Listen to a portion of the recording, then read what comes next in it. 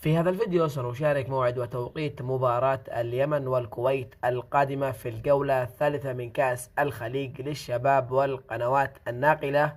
أعزائي المتابعين، قبل البدء يرجى دعم الفيديو بالضغط على زر الإعجاب والاشتراك في القناة.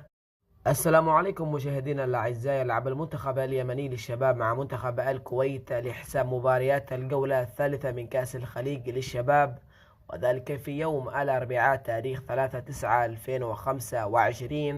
ويدخل المنتخب اليمني إلى المباراة وهو عائد من فوز على منتخب قطر، ويحتل منتخب اليمن المركز الثاني، فيما يحتل المنتخب الكويتي المركز الثالث. ويستضيف مباراة اليمن والكويت ملعب نادي ضمك، فيما تبدأ المباراة في الساعة 4:30 عصرا بتوقيت اليمن والكويت والسعودية.